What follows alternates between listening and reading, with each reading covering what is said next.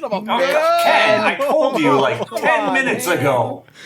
No, we're fucking around with. Nobody said I'm recording. I think we Also, I have to turn down my volume. We all in our own ways did. No. In fact, I was sitting over here and be like, man, ready? maybe we should be recording because there's a lot of fun stuff going on here. Are you ready? I'm recording now. I actually had to adjust my volume as well because I was peaking, which I don't know why when I was doing my test the peaks didn't come through, but here we are. Peakville, USA. You can stay if you'd like. We prefer if you leave. Yeah, we all prefer America. if you leave.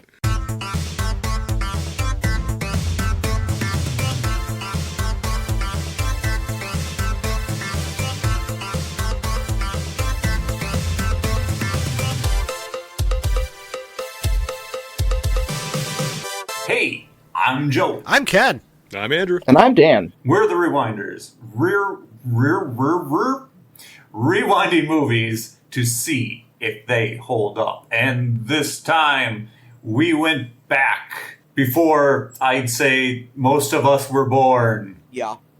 Am I right in that? Yeah. I don't... Oh, yes. By almost 10 Yeah. years. Did we take a snowcat through the snowy fields of memories? What? To get to this point, Joe? Aw, yeah. I That's want to good. drive one of those so bad. I know. Jeremy Renner would disagree. Too soon. He's not dead. I know, but he's very, very hurt. He's still Yeah. getting there again. But anyway. Should have Hawkeyed his way out of there. But this time we watched The Shining.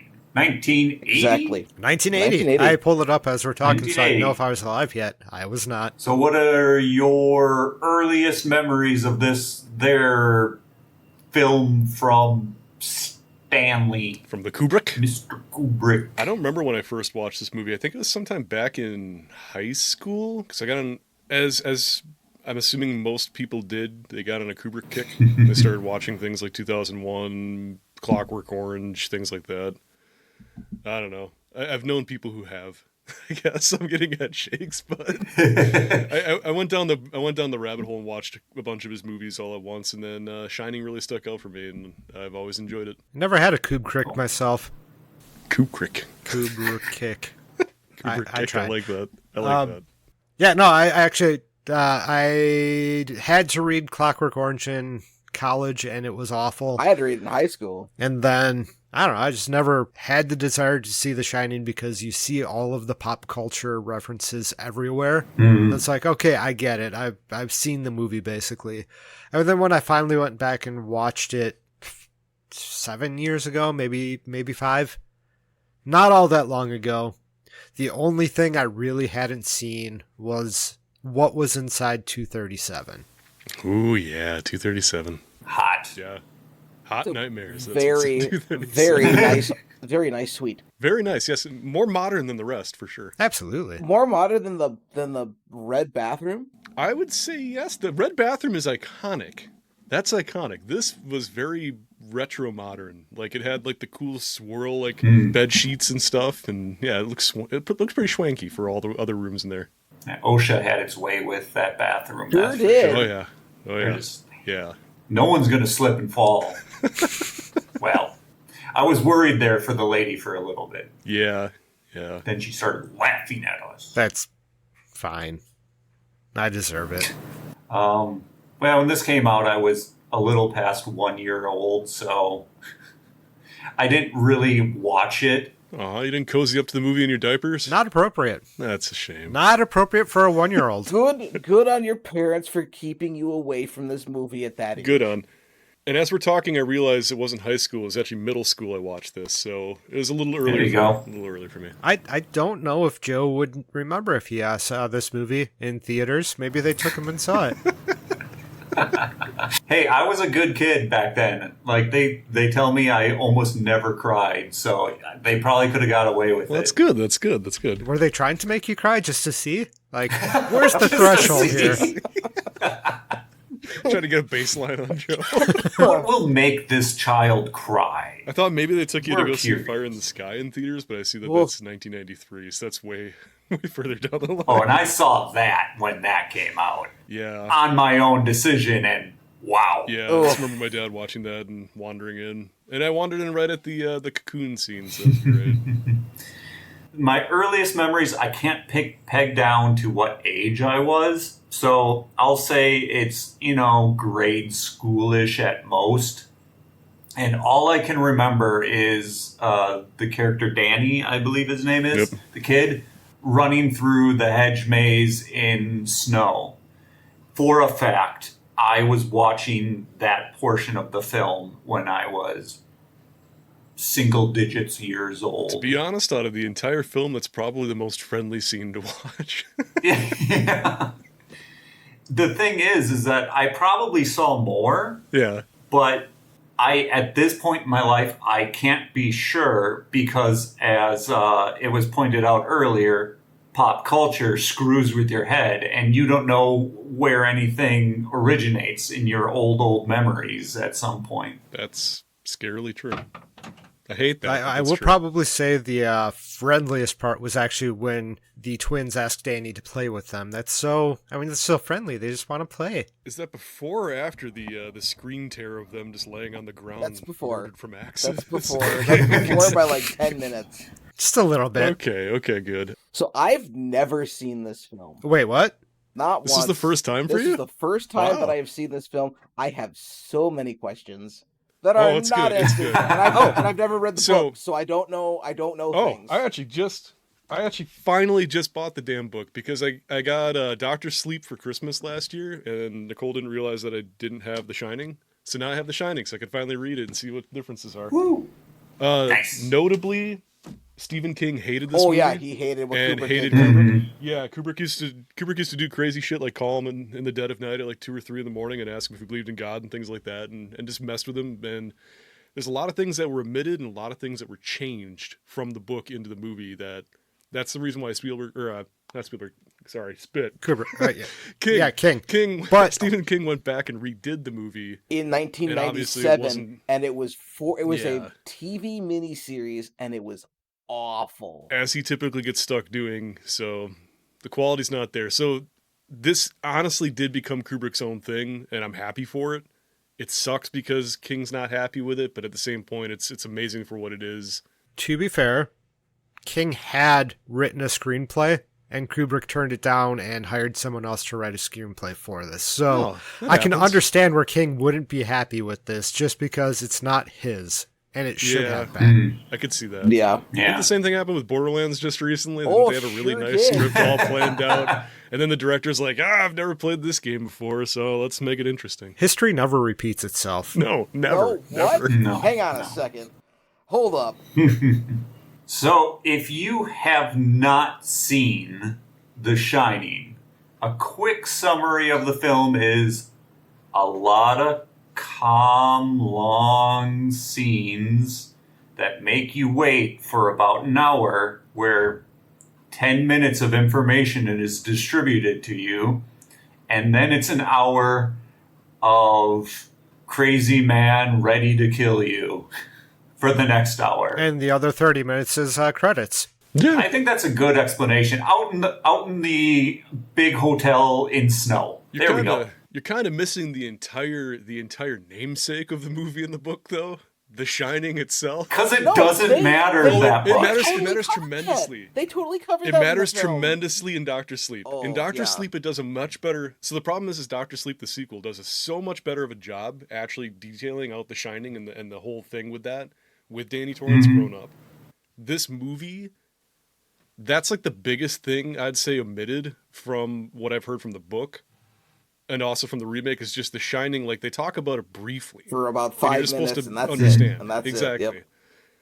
So Danny has an ability, the young boy has an ability to be able to connect with other people who have the same ability, and they can mentally band with each other and have conversations and basically get a feel for each other across vast distances. So he's got this cool ability that they barely talk about in the movie, but it's there. That's what the movie's titled after. Dr. Sleep also, you can do magic too, apparently. Which I think I watched Dr. Sleep and I said, well, maybe I should go watch The Shining since this is based off of it. Oh, man. And so I'm sitting there watching Dr. Sleep, and halfway through I'm like, this seems oddly like, are they ripping off The Shining? And the person I was like, are you serious? I remember the exact moment I saw the trailer for Doctor Sleep is when we all went to go see Logan. And they had the trailer for it, and I was just sitting there, jaw dropped, because I had never known Doctor Sleep was a book. I didn't know it came out. So all of a sudden, you got the Overlook Hotel up on the screen. You've got the ominous music. You got all the imagery there, and it's just like, wait. There's a sequel to one of my favorite movies coming out? What the hell? Prequel. I got really excited only to find out it crashed. And prequel, right? Yeah. Pretty much. Is it a prequel? Yeah. No, it's a sequel. It's a sequel. It's a sequel? Oh, it's Danny grown up. Oh. Yeah, Danny all grown up. I did not realize that. Yeah. I thought it was a prequel. It's pretty good. It's very, yeah, and there's actually a scene that made Stephen King so squeamish, he actually asked the creators to tone it down because it made him that uncomfortable. So one of the things he wrote that they filmed, they took it too far, and they had to actually walk it back. Too far? Has anybody seen The Terrifier? Oh, I watched the first one. It was awful. And then I was like, well, I'm kind of invested now, but I haven't watched 2 yet. 1 was absolutely There's also a awful. 3, though. I wanted to watch them to get to 3. 1 had terrible characters, terrible plot, but the VFX work on the violence was incredible. Absolutely incredible. It was some of the best VFX work I've seen. It's just everything else about the movie sucked. So I'm worried about going to 2. Anyways, yeah. So let's go ahead and just talk about it. Why not? All right. We don't have to follow pros and cons or likes and dislikes. Let's just talk about it. I think this is a film that we can just talk about. Are we talking about The Shining this time, or are we talking about Dr. Sleep Yes. or The Terrifier? Shining. No, Which one are we talking about now? We're talking about Tremors. Tremors is... Tremors. Let's go back to Tremors. That's So fucking great. the first thing I noticed with The Shining is, out of the last 6 films that we've done, The Shining is so much prettier. Oh my god. The quality of this film, and I was watching it on high def on my massive TV.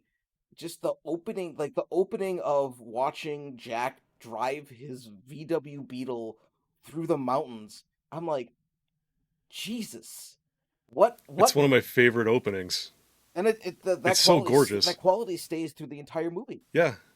I've seen this movie double digits, and honestly, I was shocked. I think this might be the first time I watched it in UHD. I watched it in 4K, and I was blown away by it. Every single screen was so frickin' clear. And just that opening scene, like you said, blew me the hell away. Because I've seen that scene a million frickin' times, it feels like. But watching it this time, it felt like the first time. And actually, I saw so many details watching it this time around I've never caught before. So that was pretty amazing. And I don't know, it wasn't UHD because I was watching it on a 2K monitor, but the way it streamed for me, it has the perfect amount of film grain in there. Yes. So it just, it feels like film still, but it's obviously, been pretty. Yeah. Oh, that's for a sure. good way to say it, because it has just the right amount of sprinkle. You don't want too much where it's annoying, because there's scenes in like Jurassic Park 4K when that got re-released to theaters, and there's scenes where like inside interior shots, it looks like you're looking through snow because it's that grainy. And then you get outside and it's crystal clear like it could have been shot yesterday. Yep. The same thing happened with Ghostbusters when they brought that out on Blu-ray for the first run. It was grainy as hell. And that's one of the biggest complaints about it. So it's a fine art. The original Ghostbusters was pretty grainy, though. Yeah, it was. Yeah. So I don't know. It's a fine art, and I feel like they really nailed it on this one. It's pretty. It's very, Very very pretty. Yeah.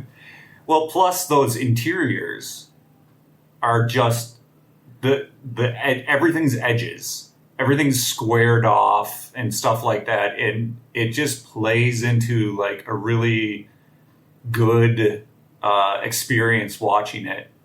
Like the other night, I watched a remaster of Metropolis, and it kind of reminded me of that when they had their big, huge set pieces that were also very edge-centric. There wasn't a whole lot of softness to their sets. Yeah, and it's an interesting design, because I think from what I've read, Kubrick and Spielberg, Kubrick and King.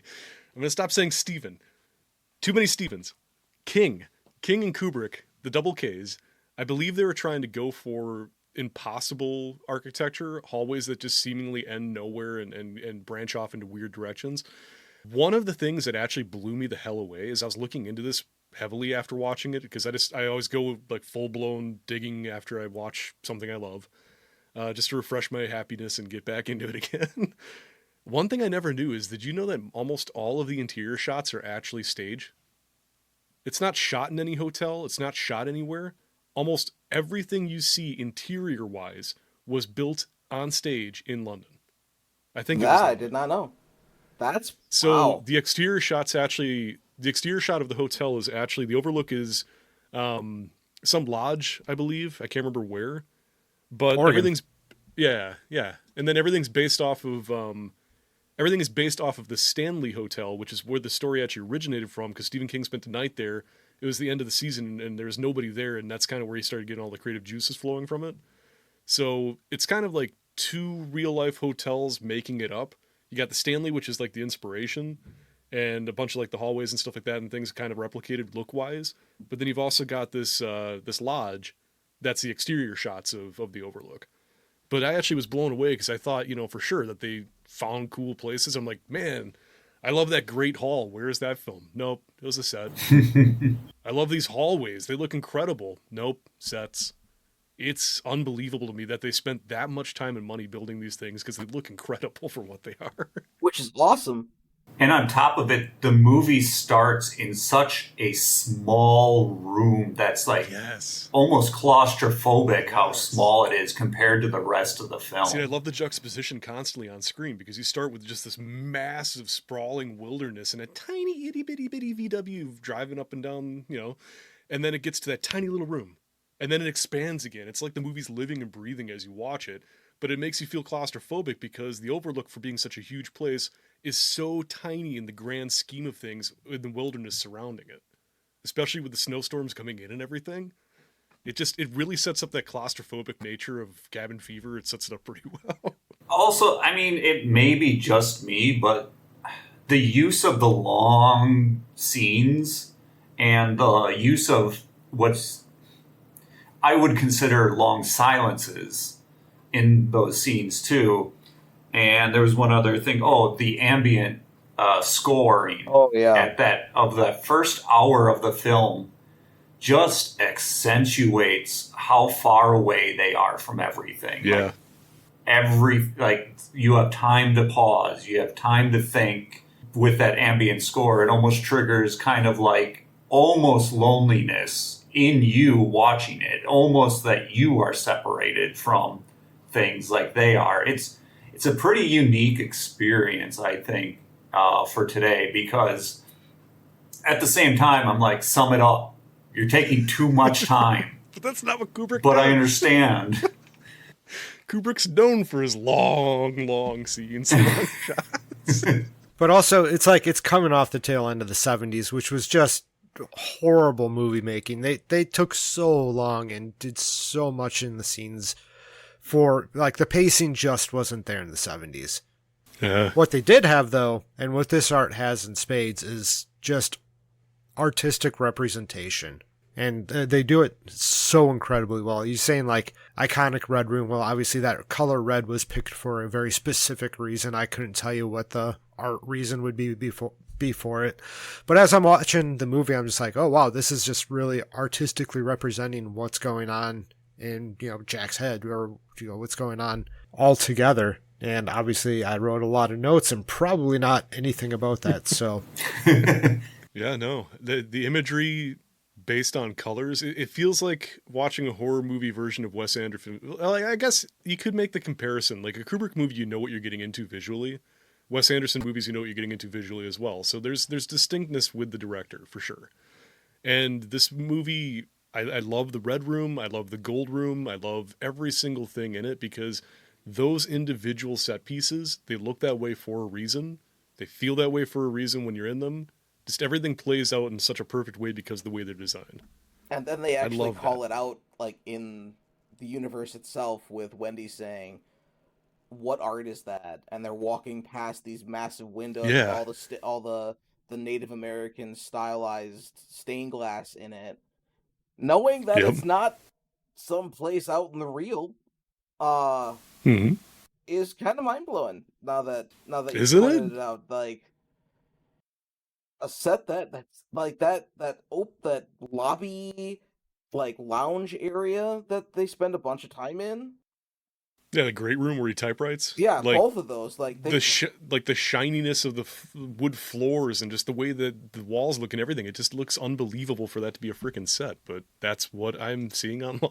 Jesus. I was getting upset at him chucking that rubber ball around. Oh, my You're God. gonna scuff stuff. Hey, he's the maintenance It's gonna guy leave for the marks. season. It's okay. It's all right. It'll burn down by the end of the movie anyway. So I was doing the math while watching the movie too. It's like it goes down in, what was it, October, and comes back up in May. Yeah. That's Yeah. I'm thinking to myself, like, how would I be in this situation?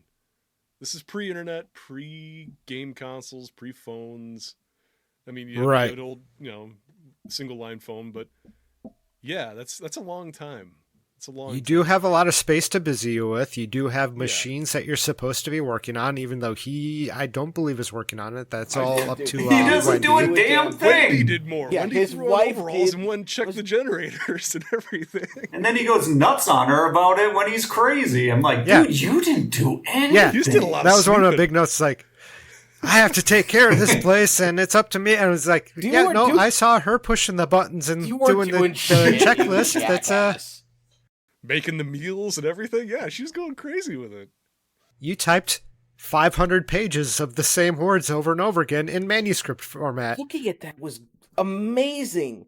The amount of Mhm. details that they put into like him fucking up typing sentence something, structure or and everything, like he yeah. took the time to like fit everything into the manuscript. Was it a manuscript or was it like a novel? Well, I guess they didn't really say what he was writing. He was just a writer. It looked like manuscript style. Anyway, Kubrick's secretary typed that all up, and she had to do it in 5 different languages. Wow. Oh my god, I didn't know that. So oh, I'm guessing wow. that all that stuff you're talking about is just like, she's like, I'm not going to I gotta fix get that. this done. Oh, right? I knew that they physically had to type it because this was typewriter era, and I remember hearing that Kubrick had somebody on staff do it. I just didn't know that they did it that many times. That's insane. Yeah. Oh, it's so good. I mean, if they would have done it later in the 80s, you could have had a word processor do it with a typewriter ball. Oh, yeah. Yeah, Control C, Control V, do some formatting with some margins, and you're golden. But no, this is all Hand typed. And it's like, yeah. I mean, how many pages do you think she actually typed? Do you think it was maybe just the ones that they were flipping through, and then the rest of the I don't know. That I could read be. the somewhere. rest of the I thought I manuscript read was somewhere. just blank pages? It was still a lot of pages they And went still, through. I mean, that was at least like a dozen pages that were all uniquely like Oh, formatted. no. And No, 500 sheets. 500 sheets On over 500 sheets. 5 times. Because, Kubrick doesn't like to skimp out on details. He wants to make sure that if by accident a sheet is picked up, that it is correct. Mm-hmm. Shit. Madman. Someone had carpal tunnel after that. Other fun thing, which is goes to my notes. So in my notes, I'm like, man, we don't have a lot of hedge mazes anymore. I wish we had more hedge mazes. Right? I just played a horror game called Labyrinthine. It was fun. It had hedge mazes. That was great. Turns out, people kept on getting lost in the maze, and so like filming the scene where he's being chased around in the thing took exponentially longer because they just kept on getting lost. Kubrick thought that the maze looked too easy, so he got lost in the maze himself. Oh my god, that's Oh, amazing. that's gorgeous. That's amazing. Absolutely gorgeous. And again, an actual physical maze that didn't exist, that they physically built as a set outside of the freaking hotel that they did the exterior shots on. The sets, I don't understand how they could build such massive, intricate things, but they did. So, one question that I'm going to pose, and we may not be able to answer it here. The top-down shot of the maze, Yes. was that an actual, like the centerpiece was the real shot and everything else was a matte I feel painting like or it something? was, because I feel like even in 4K I could see like a little bit of the shakiness telltale. Right? There's no It way it was looked that different big. colors in the Yeah, middle. there's no way it was that big. I was hoping you guys might have looked into it too. was I didn't hoping get a to come up chance. because that Didn't even think about it. it. Was gigantic. It felt like it was at least 4 or 5 times the size of the actual maze, like from the screenshots or the model you see in the hotel. Because that's The not Jack a looks big down at. table. Yeah, but I mean, it still looked massive. It filled the whole. That's freaking probably screen. what it was because when the camera goes down, you can see that even what I'm going to call the fake area. Yeah. They either painted it meticulously so that it was looking like it was 3D or it was 3D. So maybe that model was built as a practical special effect, and then they just used it in the room that they walked past it with. Yeah. I don't know. Yeah, I would love to look at that and Yeah, see if because I there's caught anything. that too. I was hoping that'd come up. That looked amazing, but obviously it raises questions. That and we talked about the opening shots, because I was like, helicopter shots and pre-gimbal helicopter shots because it's all shaky. Yes, and there was, in 4K UHD, I could actually see the rotor blade shadow finally for the first time ever. And it was very minuscule, but you could very clearly see it at the top of the screen. I'd always wondered how they did it. I was like, plane, helicopter, what? Finally saw that this time around. The one that got me, though, was when the camera gets really close to the ground and it's smoother, it does angles. So to me, I was like, did we switch to an airplane in that shot? But then how close it got to the ground, I was like, no. They must have got a jib arm out the window, not window, but out the side of the helicopter just for that shot. And wow, put some insurance on that camera and everything else, because if you hit something with that, not only is the camera destroyed, but that helicopter potentially will go down too. I have so much more respect for all of this. Like, I think you take shots like that for granted nowadays, just because it's so much easier to do with drones and everything else. The planning that I only can assume had to go into a shot like that, picking the right day where it was clear enough, picking a time of the day where the sun's not casting a shadow of whatever you're flying in ahead of you or off to the side where you see it. You know, all the individual little key aspects that have to go into it, you know, wind so it's not too shaky and everything else. Like, there had to have been so much for overhead shots back in the 70s, 80s, and 60s before we got to the point where we're at now. I mean, that takes you all the way back to, God, now I can't remember the name of the movie, but they did a whole crossing from the U.S. to Mexico over through the border. Now, it probably was all set. They probably didn't actually go across the border. Yeah. But who knows? Prove me wrong. I don't know. But that movie, they did one continuous shot from overhead of a guy crossing the border and going into a place on the Mexican side. It's a classic black and white film. Names are all escaping me. But yeah, stuff like that. Wow. It's always impressive. And I really love those opening shots too.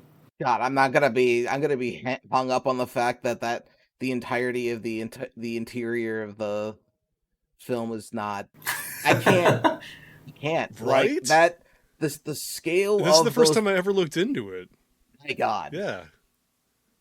I found maybe an answer. Now, this is a grain of salt. This is a Redditor answering the question we had, but Sublime Affinity off Reddit said that it was achieved by combining two separately shot images using matte plates. First off, Kubrick filmed Wendy and Danny from high up top as they walked in a straight line in the car park below. Then they were matted over to a shot to superimpose to the next shot. Second, Kubrick shot the graphical image of the imagery maze to create the combined superimposed effect. The maze here is imaginary because it's not only Jack's point of view, but a doubly symmetrical, infinitely expanding maze. The left half mirrors the right half, the top half mirrors the bottom half, which I did notice that everything is exactly lined up 100% symmetrical in that scene. So I don't know, it is... Yeah, I guess that completely skipped my mind. Was that the point where Jack's actually standing looking over the maze and then it cuts over to... Okay, yeah, that makes sense. Actually, so that's him. As I was... Well, I put that together because right before... they go into the maze and walk around like, oh, that's, Danny knows how to get out of the maze because he and Wendy spend a lot of time in the maze walking around. I was like, how does Jack find out, like, how to navigate the maze? I guess that's why he dies in there. Spoiler. But oh, no. No, he's got the overhead. He can watch them walk around. He knows what he can study the map when he's not typing. It's so much easier than that, Ken. There's footprints in the snow. Yeah, then there's... I forgot about the footprints. And Danny's such a Usain Bolt that he was able to spend 5 minutes walking backwards through his steps. That's how far ahead he was in the race. Jack was getting tired and cold. Yeah, he had a bad ankle too from falling down the stairs. Yeah, he was hobbling something fierce. I don't. There's something about Wendy that doesn't stack up to me. She's all very. The way she holds a baseball bat makes me angry. Right. Really, it's always the way she holds herself and holds the baseball bat. I don't think that she'd be able to knock him out long enough to drag him to. I mean, he the did go down dry storage. He did go down a flight of stairs. That's fair. The stairs could do it. And maybe he was just surprised that Wendy would hit him at all, even though she's swinging around the bat. Plus, we're led to believe he's been experiencing massive lack of sleep at this point, because every time she thinks he's going to bed, he's just sitting straight up in a bed staring out a window at her wall. And that's fair. He was very sleepy. That is creepy. Falling into his own drunken stupor. Yeah, his crazy. Well, he never even drank a drop of alcohol in the movie because it was all in his head. It's all psychosis. Yep. It's he's just going insane in the movie, and it's wonderful. But that's also where I draw the whole, by the end of the film, you're left with the question of what is psychosis and what is supernatural. That's why I love that you never know. Did the ghost manifest the alcohol so he could actually get drunk? Exactly. Like the overlook providing he sold his soul. Or did Grady let him out of the room? See? How did he get out if Grady didn't let him out? These are the things I love. Like, that's why I love Silent Hill 2 so much, because it's very heavily influenced by this movie and Jacob's Ladder and a bunch of other things. But the exact same thing. You're left wondering what was psychosis that James is going through, what's actually happening and being willed to by the power of the town and things like that, because the town's got its own mystical, supernatural powers going on as well. So same thing with the Overlook. The Overlook's got its own supernatural bit going on. It was built on an ancient burial ground, Indian-wise, so that's never a fun time for anyone. Never smart. So, yeah, Why people if Poltergeist taught us anything. Exactly. I love this type of horror where it is pure psychosis of a character going through some shit, but you don't know where it ends and begins, and it's left up to you to speculate. That's what I love. I love not having definitive answers for literally everything. It's something that can be debated for years, decades. It's something that people can draw their own conclusions to. It's incredible. I love it. Because, who did let him out? Who let him out? How did he get out? How? He didn't. How did he end up in the photo at the end of the movie? All that stuff. Go back to that storage room, No. so you don't see, did he just Hulk through the door? Exactly. There's so many Go through the things. ceiling? The ceiling? Did he eat all the spinach and get real strong No, and crumple the door? He was eating the Ritz crackers and the peanut butter and the Oreos. Oh, yeah, so he was eating so little that he got skinny and went underneath the door. Yes, that X-Files sure. episode. Okay. He flat Stanley'd himself out of there. So along with what is psychosis, what is paranormal, supernatural, does the hotel pull its reincarnated, what do we call them? Upkeeper, janitor back to the hotel once every 10 years to do the same thing to him again?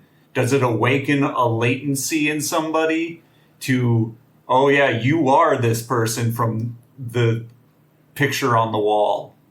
Does the picture change every time that this happens? It's a good question. That was something that I asked Katie after we were done, because she came in because she was watching the Badger game, so she missed like half the film. At the end, I asked that question: does the hotel bring its targets to itself? But then, how often does it do it? Because if the hotel was built in 1909. And the first death was in 1921, and the film is set in 1975. How many times has this happened, and why has nobody done anything else about this hotel where all these people die? Well, we know the last time it happened was 10 years prior to So it was? Okay, I missed the story. That. Okay. Yeah, they talk about that at the beginning. Yeah. There's a lot of talking. Okay, so... Yeah, it definitely messes with my feeling of time, just like in general time in this movie, because Like at one point, she says that it's been 5 months since Danny got his arm pulled out of his socket by Jack. And then I think when Jack is sitting drinking, he said it's been 5 years. 3 years. At a certain point. 3 years? Yeah, 3 years, see? And so, like, it's almost like they either I'm just not following the timeline of events correctly, or it happened more than once, or no, the movie's screwing with you.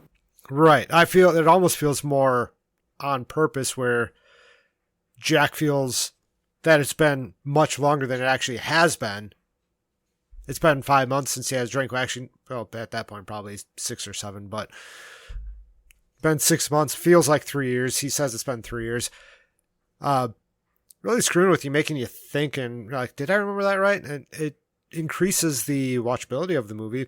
Go back and watch it. I feel like I should go back and watch this a second time, or maybe a third time. I tend to watch it almost every year for Halloween, and usually I find something I didn't see the last time I watched it. But this was the first time, like I said, I watched it in 4K, and it was like picking up on tons of things I didn't see. I feel like if this movie was made today, that shot would pull out and be like, there'd be people watching on teleprompter being like, Jack's confused because he thinks it's longer ago than he had, so you don't have to make connections yourself. They're just going to give them all to you. Yeah, explain literally everything away. I mean, there's so many shots in the movie that don't have answers, and that's what I love. Like the bear costume blowjob scene in that one room. Yep. It just exists to exist.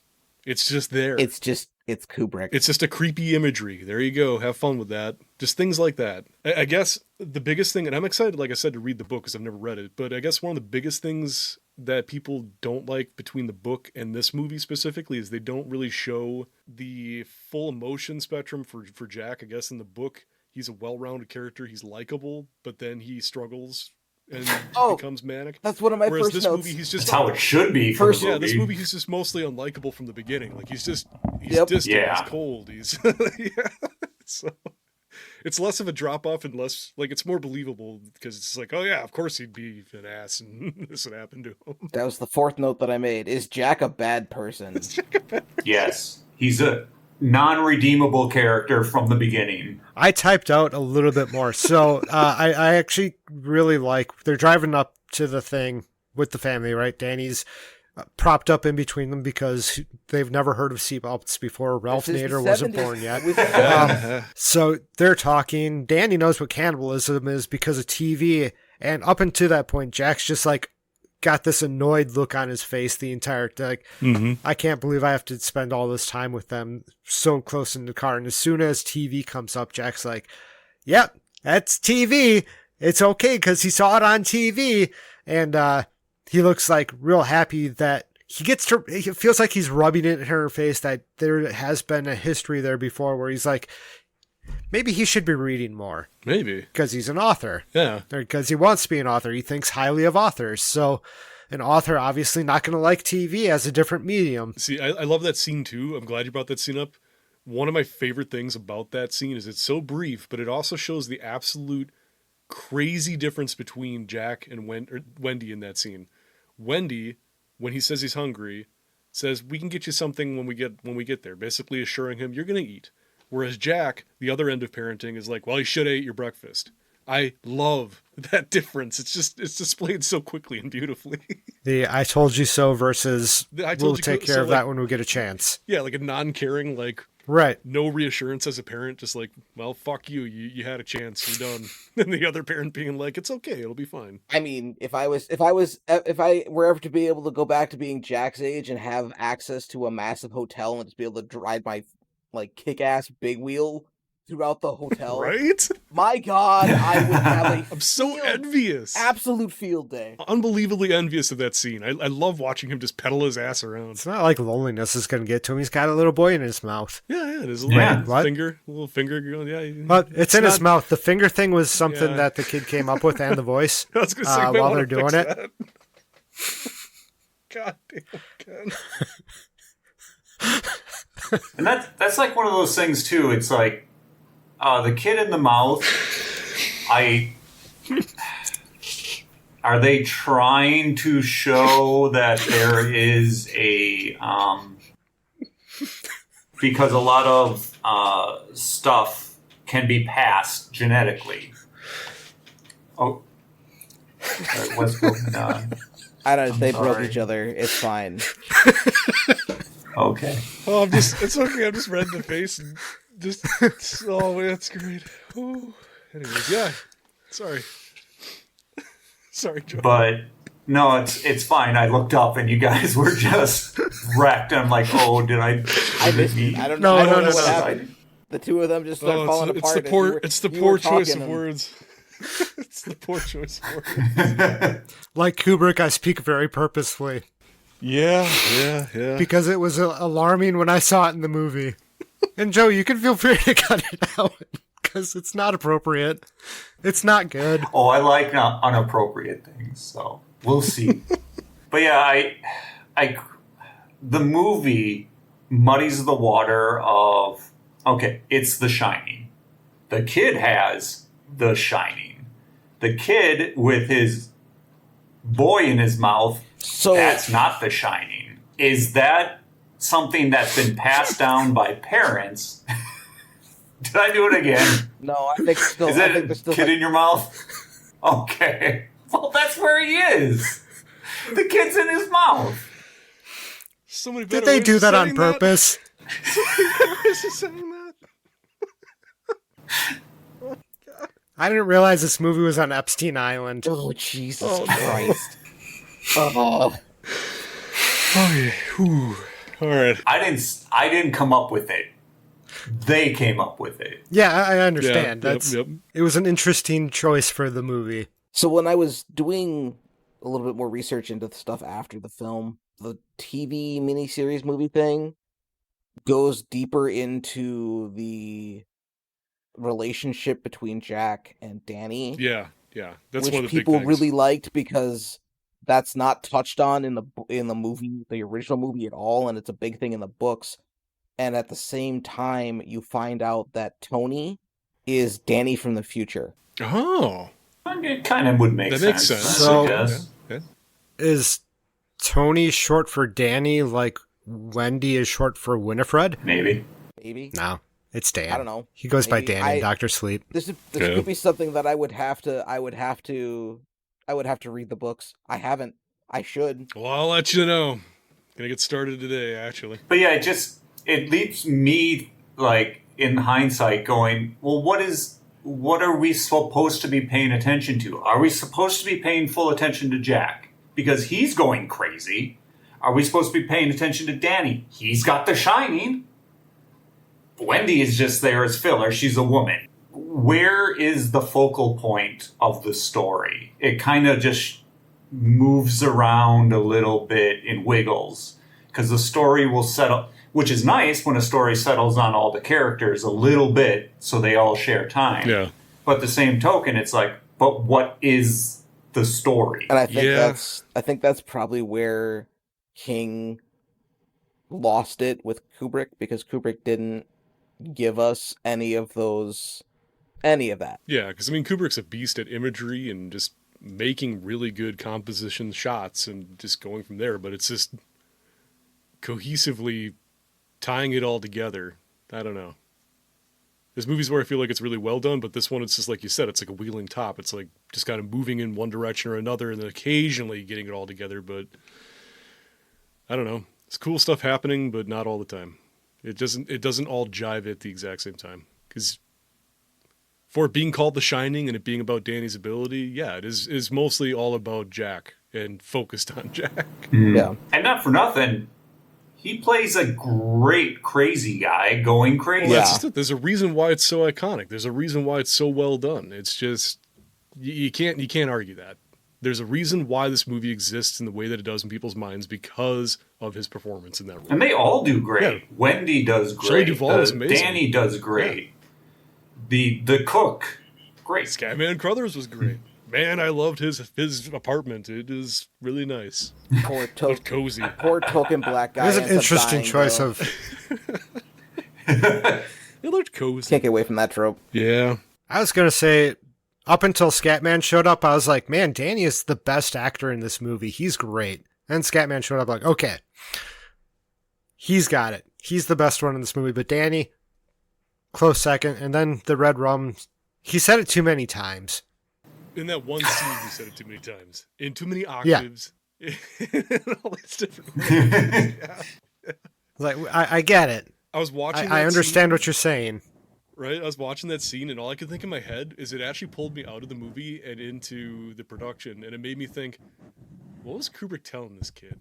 Like, just keep saying it over and over again, but kind of like raise your voice up, bring it back down, lose it at the end. I mean, it was well done. When he breaks at the end after drawing it on the door and he like slowly breaks into his own voice shouting, that was great. That was really well done. Mm-hmm. So whatever he did it well. But yeah. And it's not like you can ask him, hey, do you remember what you did when you played Danny? Because would he be able to remember what he did to make those noises? Right? Maybe. I don't know. Kubrick famously loves taking a ass ton of shots. I wonder how many. It's just like, just do what you're going to do. Make some noises. We'll be here for 5 hours. Go ahead. Just go nuts. And I'm looking it up because I remember there being something interesting about the actor. So what's kind of cool is almost everyone in the movie, I shouldn't say almost everybody because that makes it sound like it's more than it is. There's characters in the movie that have the same name as their real life actors. So you got Jack Nicholson playing Jack Torrance. Danny Lloyd played Daniel Torrance. So that's kind of cool. I like when that works out. Like, that makes it easy. Just call me my name. I'll be able to act better. It makes my notes really easy until I get to half of my notes say Shelley and half of it says Wendy, and I was having a hard time remembering her name most of the movie. Like, Jack, what's his? Oh, it's alright, it's just Jack. Yeah. I didn't know Danny was Danny, but yeah, we'll just go with that.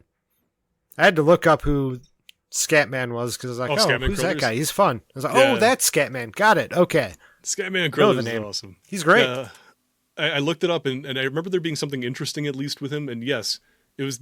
He basically retired after the movie. He wasn't allowed to watch it until 5 years after production, which good on whoever was taking care of him.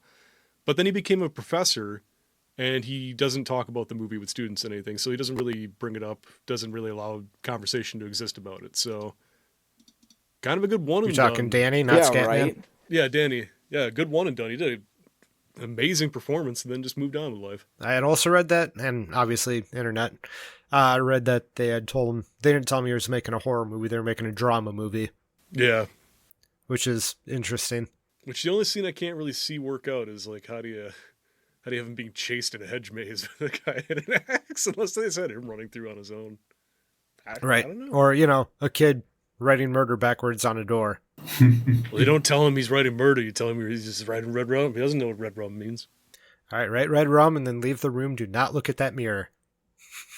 Hold a knife while doing it. I wonder how many times they had to get him to write the letters incorrectly. Yeah, because that was well done. The D and the R backwards. When he did the first R and then the E, which was fine, but then he did the D, and you could see him like just for a split second stop what he was doing. And a little hesitation there. Yeah. And also on the R is like, all right, I have to do it this way. And then, all right, nope, this is backwards R. Like, yeah, you could definitely tell that he wasn't used to writing letters backwards, and he was like working through it. But it also was like kind of unhinged, possessed type thing. It works because at that point it's not Danny, it's Tony. Yeah. Well, who is Danny? But we don't know that in the movie. Yeah, it's just what it is. So we go into like little details, stuff that we've been saying. I found one continuity error. Oh, and it's in the here's Johnny scene. Up until that point when Jack is like tearing the door down with the axe, he cuts through the left or right side like door like panel and puts his head in the crack and says the line, and then Halloran comes in on the snowcat and they cut to a shot from Jack's side of the door, and both of the panels are open. Oh. Interesting. Maybe he kept axing the door when we went and looked at the snowcat. Off screen. Which that bothered me too, because I get it. It's secluded. It's out in the middle of frickin' nowhere with snow, which also helps to amplify sound. But you're telling me in that massive ass hotel he could hear the snowcat coming? The window was open. I'm calling shenanigans. The window was open. That's true. I mean, true. Actually, true, yeah. That's a good point. I think of all the time that I've spent in a hotel, in modern hotels that are supposed to be more soundproofed, and thinking about every time that I hear an airplane go over that goddamn thing or a semi going past, I'm like, I guess maybe the Snowcat just didn't have a muffler.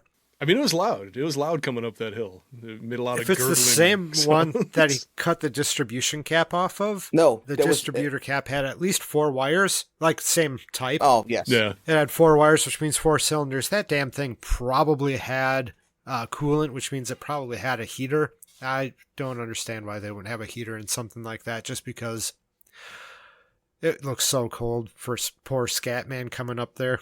Yeah, just rocking his little tank levers back and forth. It's an interesting place to leave the movie. It felt like they didn't know where to stop it.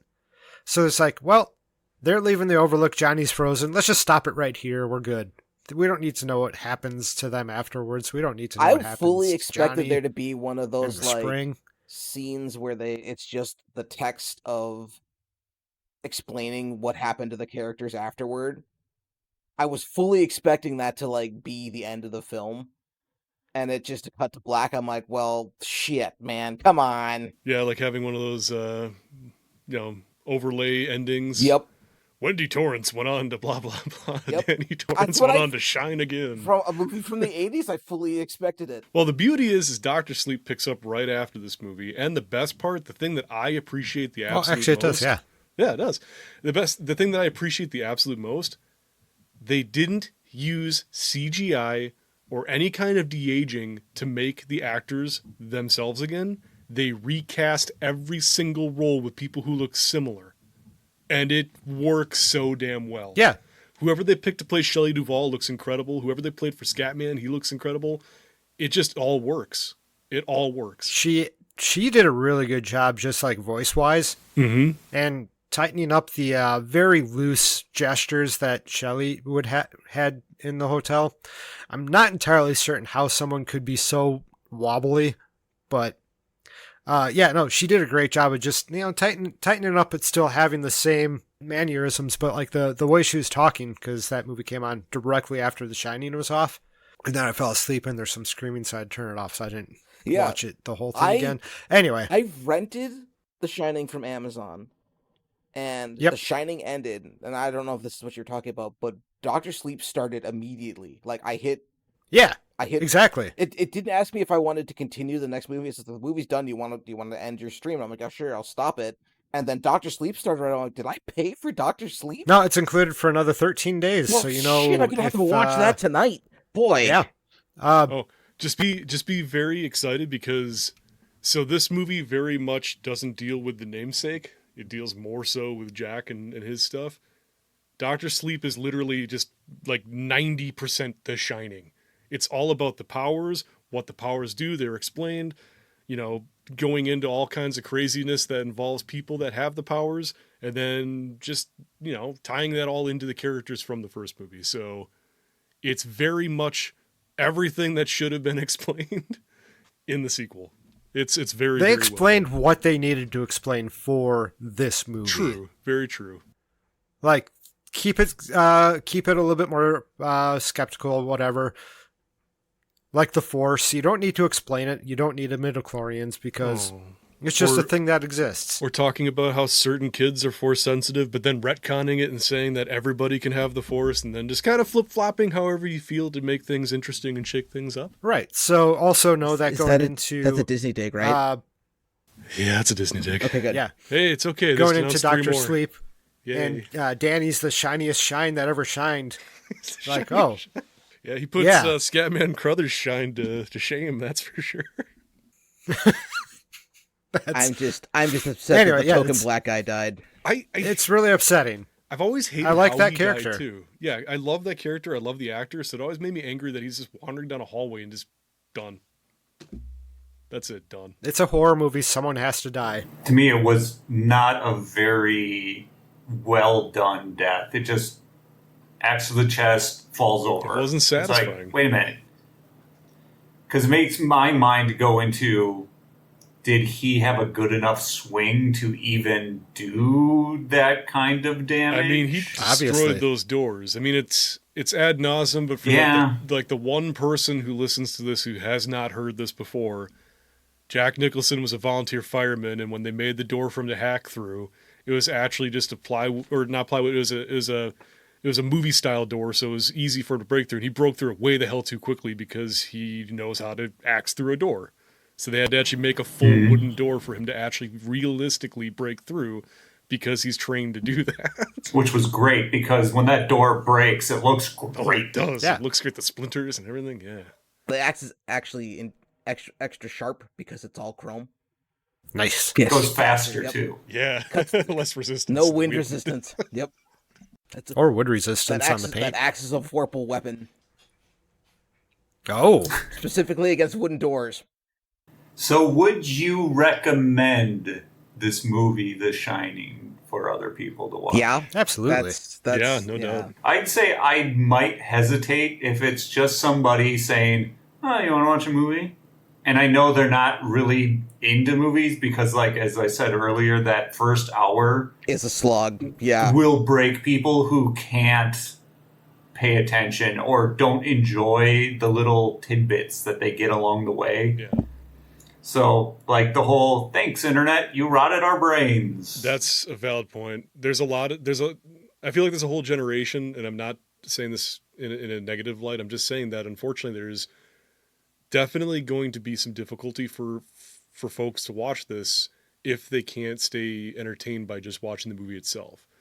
If they can't stand the first hour of exposition or so, if it's not fast enough, if there's not a lot going on, it's going to be difficult. Absolutely. It's a different type of movie making. It's the same thing with, I know I keep going to Jurassic Park, but Jurassic Park, the original, I appreciated more for the story and a lot more of the exposition setting things up. And I guess kids nowadays watching it, they can't get into it because it's not as action-packed and fast and rapid as the CGI-laden Jurassic World movies. It's just difference. It's a difference in movie making, a difference in styles, different in decades. It just happens, unfortunately. Does it hold up? Oh, hell yeah. And that's not even on. It's That's its not own even thing, on. and I love on it. nostalgia. It's totally holding up on its own. And this is coming from seeing it for the first time. There's nothing that I like. I didn't once think, you know what, this movie could use a reboot, or I wouldn't want to see it. This movie could be done better. Yeah, and I mean, it's got its tendrils in pop culture for sure. There's so many things that are influenced from this movie, so many games that are influenced from this movie, short stories, movies, TV series, all kinds of things. So it's got its place for a reason, I'd say. There is part of me, as I was watching this, to say, as saying, how would I tighten up this movie to actually fit it to today's standards, where pick up the pace a little bit more, because it is a very slow movie. 2.5 hours. I mean, when I first saw it, I saw that 2 hours and 23 minutes. I'm like, oh man, am I gonna have Here we go again. Am I gonna have to go and get snacks? I should maybe get something to drink. This is the thing. First time watching it, it was really tough to get through the first. You got the interview and the like walking around the hotel. Oh, the interview. Getting them used to telling them, like, those were difficult for me to get through. And once I got through there, I think I got used to the pacing and everything, that the rest of the movie I was able to sit through just fine. This time around, and I was going back to, not a movie you can watch with a phone in your hand. This time around, not even tempted to pick up my phone. I was just like enjoying watching this movie. This is still Not much. I was also vibrant. taking pages of notes, but I didn't feel the need to pick up my phone at all during that whole thing. It was it's a solid movie. It's really good.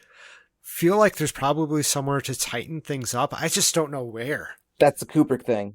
There's there's no tightening. It is what it is. Yeah, try watching 2001. As much as I enjoy the movie for what it is, it's a lot of that. Watched 2001 when I was 10. A lot of quiet Lots moments of in lots of 2001. Lot, yes. But it's in space, so it makes sense. Yeah, exactly. This is in Colorado or something like that by itself. Like, they're all alone. There's going to be a lot of dead time. A lot of time to let things breathe. See, I feel like that's a giant reason why I give it so much of a leeway on that aspect, just because it is a movie about solitude and isolation, and slowly over that period of isolation going insane and his own psychosis he's going through it. So it's just, I give it that slack, that leeway because of that.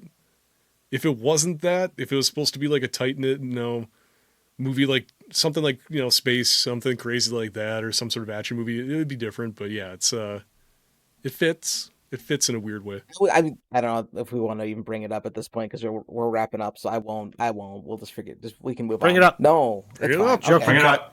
Joe can cut it. So having all of the like pop culture references and like knowing about this movie beforehand, sitting through and listening to the interview foreshadows so much of this movie because of knowing things ahead of time. Had I not known like what they were saying, I've been like, oh, so that's what this means. Or I don't know. It was just one of the first notes that I wrote down as I was like watching. It's like that's a really intense story to bring up during an interview. During an interview, holy shit! But I was like, Yeah. like just so you know, one Oh, time by the somebody way. got the loneliness got to him so much that they hacked up their family. One time, You good? one Like time. this is a problem that you might run into. I got to appreciate that they showed enough care to actually like be like, hey, look, you're dealing with a real problem here with being lonely and isolation. I appreciate the how they're being clear with the what transparency. to expect. Okay. Transparency. Yes. Yeah. I took the whole statement of, oh, it just costs too much money to plow it out every year, so we're not going to do it. I was like, bullshit. Right? It's not economically feasible to rake in money from skiers. Okay. It's fine now because of climate change. There's a lot less snow on the roads. Back then, 20 feet of snow. I mean, You know But how in the of a movie, snow there wasn't plow? 20 That- feet of the snow. drift. When No, there was Scatman not. Crothers came, you couldn't even see the road. Could you imagine trying to go through that go through that hedge maze with that 13-foot high hedge maze with 20 feet of snow? That'd be easy. You just look over the top. Just walk over the top of it. Over Get the yourself top. some snowshoes.